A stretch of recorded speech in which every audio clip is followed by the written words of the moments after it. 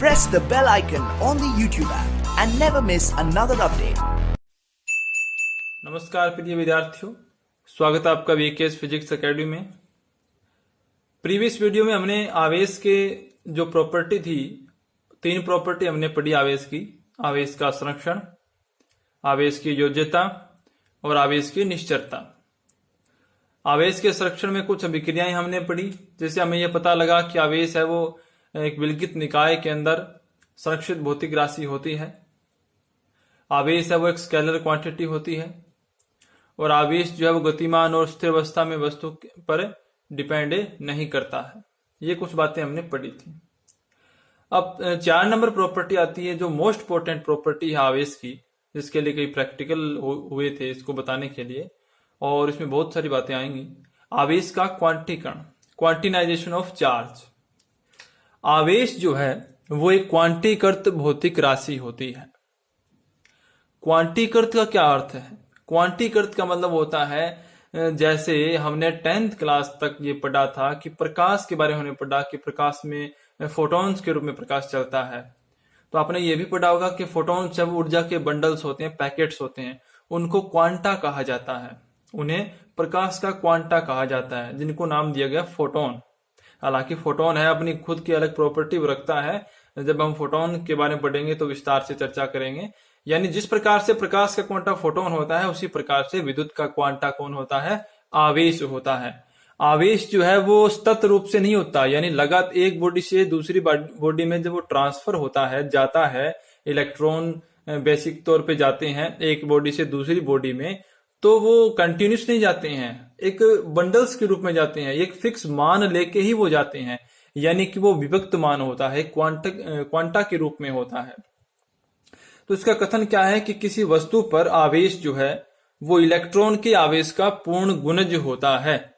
यानी किसी भी वस्तु पर आवेश जब आएगा, यानी वस्तु आवेशित होगी, तो उसके अंदर क्या होगा, जितना आवेश आता है वो इलेक्ट्रॉन पे जितना आवेश अपना होता है। इलेक्ट्रॉन पे आवेश कितना होता है?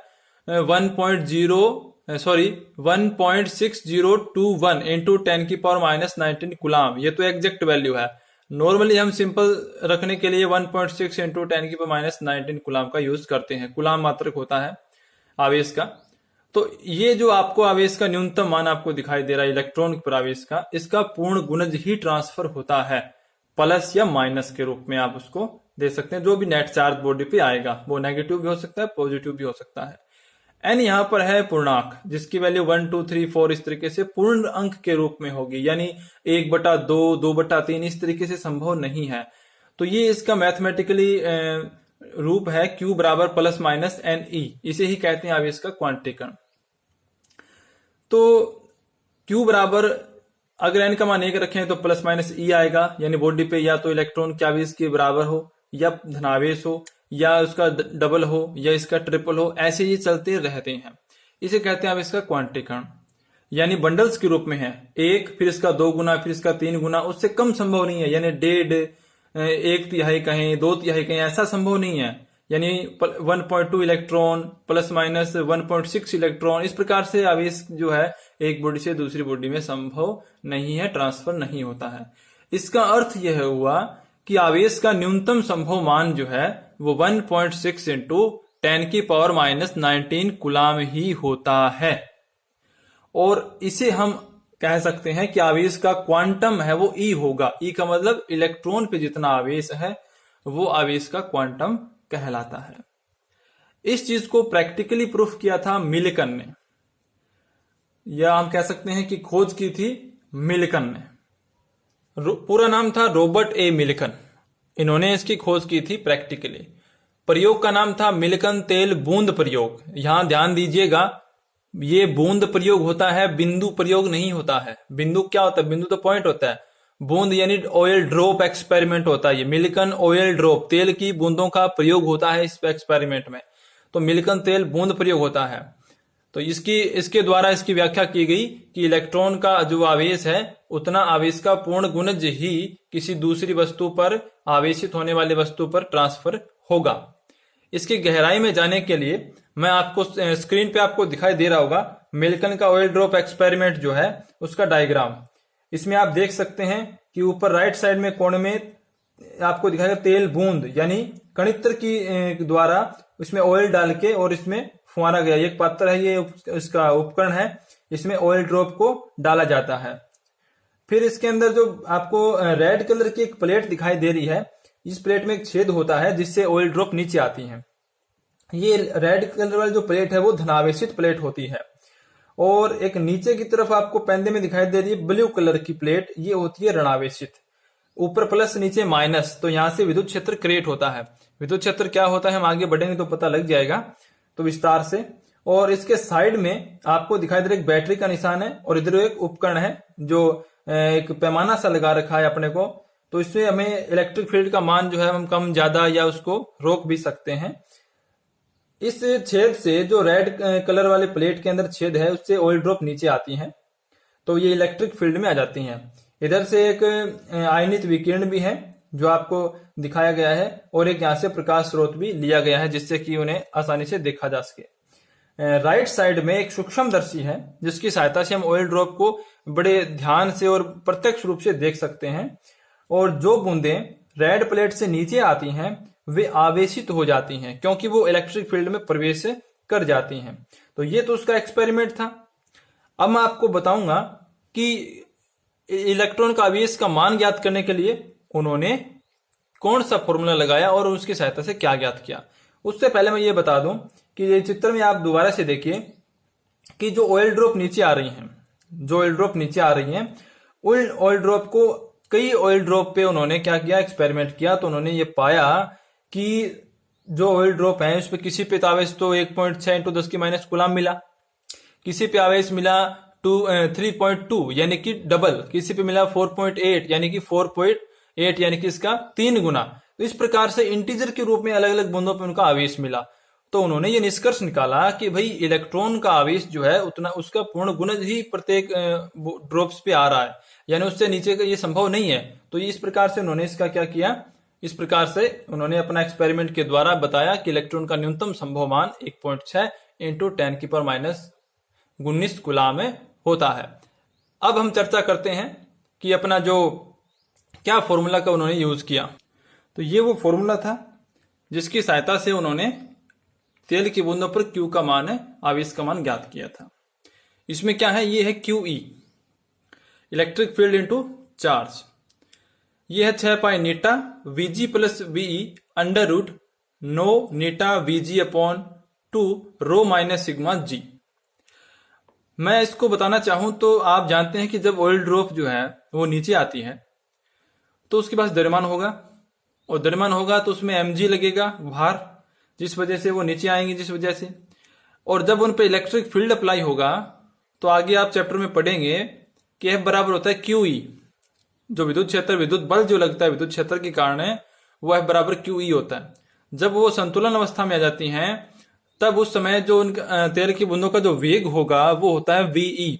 VE वेग जो है वो बूंदों का सीमांत वेग होता है। सीमांत वेग आप 11th क्लास में पढ़ चुके हैं।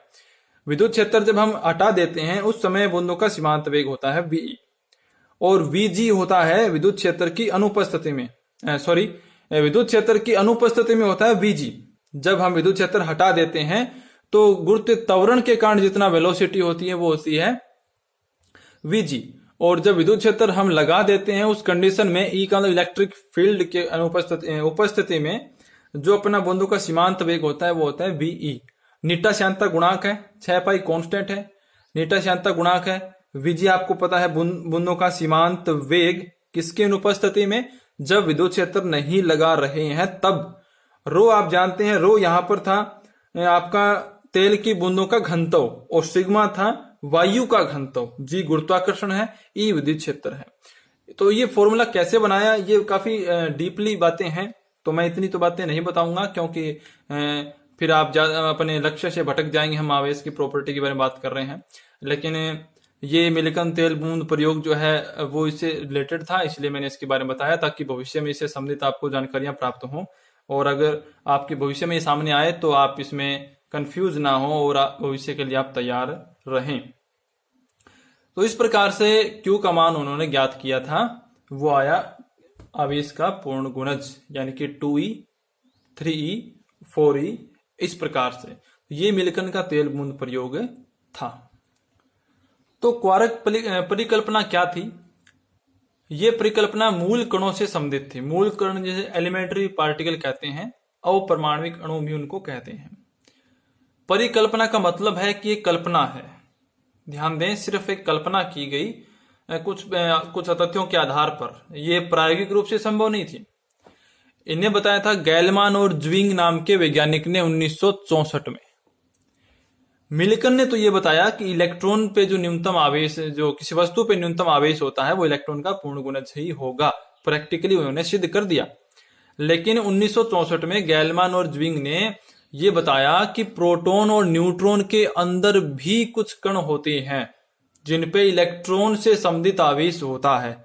उन कणों को उन्होंने नाम दिया क्वार्क कण, क्वार्क पार्टिकल, और यह परिकल्पना थी क्वार्क परिकल्पना। इससे उन्होंने प्रोटॉन और न्यूट्रॉन की आंतरिक संरचना को समझाने का प्रयास किया। ये कण उन्होंने बताए 6 प्रकार के। मैं आपको बताता हूं 6 प्रकार के कौन कौन से वो कण थे। तो क्वार्क कणों की संख्या जो थी वो 6 थी। इसमें U, C, T, U को अप क्वार्क कहते हैं, C को चारम क्वार्क कहते हैं, T को टॉप क्वार्क कहते हैं, D, S, B, D को डाउन क्वार्क कहते हैं, S को स्ट्रेंज क्वार्क कहते हैं, B को बॉटम क्वार्क कहते हैं। तो उन्होंने ये बताया कि जो U क्वार्क होता है उस पे इलेक्ट्रॉन के आवेश का 2/3 आवेश होता है, यानी जितना इलेक्ट्रॉन का आवेश है न्यूनतम उसका 2/3 इस क्वार्क कण पे होता है। और वो कैसा होता है? वो धनावेशित यानी पॉजिटिव चार्ज होता है। C क्वार्क पे इलेक्ट्रॉन का 2/3 और T पर भी इलेक्ट्रॉन का 2/3 होता है, इस प्रकार से उन्होंने बताया। और DSB में उन्होंने बताया कि माइनस में होता है तीनों पर और नेगेटिव के साथ है E/3, यानी इलेक्ट्रॉन का जितना आवेश है उसका 1/3 इन तीनों क्वार्क कणों पर होता है। तो ये उन्होंने बताया कि 6 क्वार्क कण होते हैं, इन पे ये इस प्रकार का आवेश होता है।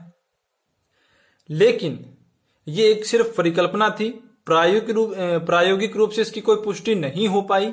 इसलिए हम सिर्फ अब तक इलेक्ट्रॉन पे आवेश जो है, बस किसी वस्तु पर आवेश जो है वो इलेक्ट्रॉन के न्यूनतम आवेश जितना होता है 1.6 × 10⁻⁹ कूलाम, उतना ही मानते हैं। जब तक इनकी प्रायोगिक पुष्टि नहीं हो जाती है तब तक हमारा वही आवेश का न्यूनतम मान जो है वो चलता रहेगा।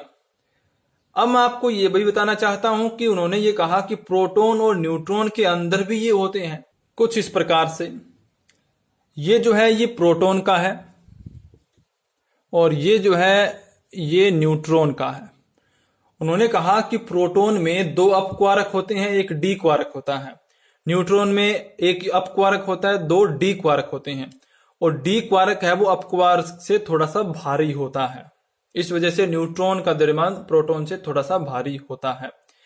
स्क्रीन पे आप देख पा रहे होंगे इसको कुछ पिक्चर के साथ कि पहला डायग्राम प्रोटॉन का है, उसमें 2 U, एक डी क्वार्क है, 2 अप क्वार्क है, एक डाउन क्वार्क है। दूसरा डायग्राम उसके पास है न्यूट्रॉन का, न्यूट्रॉन के अंदर 2 डाउन क्वार्क हैं और एक अप क्वार्क है। तो इस प्रकार से क्वार्क परिकल्पना थी, लेकिन ये सिर्फ एक परिकल्पना थी, इसकी प्रायोगिक पुष्टि नहीं हो पाई है। तो मैंने ये अब इससे रिलेटेड थी इसलिए आपको ये बताई बातें। अब हम पढ़ते हैं नेक्स्ट प्रॉपर्टी आवेश की, कि अगर आवेश रुका हुआ हो यानी V वेक्टर इक्वल टू 0, वेग उसमें नहीं है, वो रुका हुआ है, तो वो विद्युत क्षेत्र उत्पन्न करता है। विद्युत क्षेत्र को E वेक्टर से डिनोट करते हैं। चैप्टर में जब आगे बढ़ेंगे तो हम समझ जाएंगे कि क्या होता है विद्युत क्षेत्र। इसी के अंदर दूसरा पॉइंट है कि यदि आवेश नियत वेग से गतिशील है, आवेश रुका हुआ नहीं है, गतिशील है, और कैसे गतिशील है, उसकी कांस्टेंट वेलोसिटी से वो जा रहा है, तो विद्युत क्षेत्र तो उत्पन्न करता ही करता है। अगर रुका हुआ है तो भी करेगा, चल रहा है तो भी करेगा, लेकिन साथ साथ में चुंबकीय क्षेत्र यानी B वेक्टर भी वो उत्पन्न करता है। अगर आवेश चल रहा है लेकिन कांस्टेंट स्पीड से नहीं चल रहा, कांस्टेंट वेलोसिटी से नहीं चल रहा, त्वरित है यानी त्वरण से चल रहा है, तो इलेक्ट्रिक फील्ड भी प्रोड्यूस करता है, मैग्नेटिक फील्ड भी प्रोड्यूस करता है, और साथ साथ में EMW यानी इलेक्ट्रोमैग्नेटिक वेव, विद्युत चुंबकीय विकिरण भी वो उत्पन्न करता है। ये प्रॉपर्टी है चार्ज की। लास्ट प्रॉपर्टी है कि आवेश जो है वो द्रव्यमान से संबंध होता है, यानी जुड़ा हुआ होता है। इस संबंध का मतलब है, संबंध कहूं मैं इसे, जुड़ा हुआ होता है। यानी अगर कोई बॉडी आपके पास है और उसमें द्रव्यमान तो होगा, तो उस द्रव्यमान होगा तभी उस पर कोई चार्ज आएगा।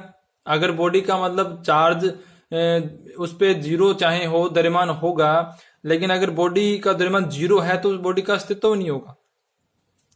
तो चार्ज लाने के लिए आपको कोई बॉडी ऑब्जेक्ट चाहिएगा, और अगर वो कोई बॉडी ऑब्जेक्ट है जो अस्तित्व में है तो उसका द्रव्यमान तो अवश्य होगा।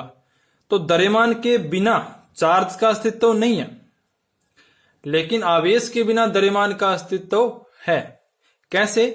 जैसे न्यूट्रॉन का द्रव्यमान तो होता है, लेकिन न्यूट्रॉन पे आवेश नहीं होता। इसका अर्थ है कि बिना आवेश के द्रव्यमान का अस्तित्व है। लेकिन फोटोन जिसे आप प्रकाश का क्वांटा कहते हैं, ऊर्जा का क्वांटा कहते हैं, वो द्रव्यमानहीन होता है, उसका द्रव्यमान नहीं होता है, सो उस पर आवेश भी नहीं होता है। तो ये उदाहरण थे कुछ। तो ये हमारी प्रॉपर्टी ऑफ चार्ज, 6 प्रकार की प्रॉपर्टी बताई, काफी इंपॉर्टेंट है। अब मैं ये बताना चाहूंगा आपको कि जो द्रव्यमान का जो स्थानांतरण होता है एक वस्तु से दूसरी वस्तु में, वो किस प्रकार से होता है। तो द्रव्यमान स्थानांतरण किस प्रकार से होता है? जैसा कि हमने पढ़ा था कि हम दो बॉडी को फ्रिक्शन करवाते हैं, इलेक्ट्रॉन एक बॉडी से दूसरी बॉडी में जाते हैं, तो चार्ज भी उनका कम ज्यादा होता है, ऋणावेशित या धनावेशित होती है वस्तु, और द्रव्यमान में भी वृद्धि या कमी होती है। तो वो वृद्धि या कमी किस प्रकार से होती है, वो द्रव्यमान स्थानांतरण किस प्रकार से होता है। जिस प्रकार से आवेश का क्वांटीकरण सिद्धांत है Q बराबर प्लस माइनस NE, उसी प्रकार से द्रव्यमान स्थानांतरण का भी एक फॉर्मूला है कि जितना द्रव्यमान इलेक्ट्रॉन का है, Me का मतलब इलेक्ट्रॉन का द्रव्यमान, उसका पूर्ण गुणज ही ट्रांसफर होगा। 1 इलेक्ट्रॉन जाएंगे, 2 इलेक्ट्रॉन जाएंगे, 3 इलेक्ट्रॉन जाएंगे, तो जितने इलेक्ट्रॉन जाएंगे उनके मल्टीप्लाई में 1 इलेक्ट्रॉन का द्रव्यमान आ जाएगा, उतना द्रव्यमान स्थानांतरित होगा। ऐसा नहीं होगा कि इलेक्ट्रॉन का आधा पार्ट, आधे इलेक्ट्रॉन चला गया या 1.5 इलेक्ट्रॉन चले गए, ऐसा कुछ नहीं होता है।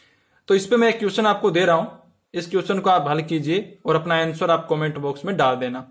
यदि किसी वस्तु को 10 की घात 16 इलेक्ट्रॉन दिए जाएं तो उसके द्रव्यमान में कितनी वृद्धि होगी। तो नेक्स्ट वीडियो के लिए तैयार रहें, तब तक के लिए धन्यवाद।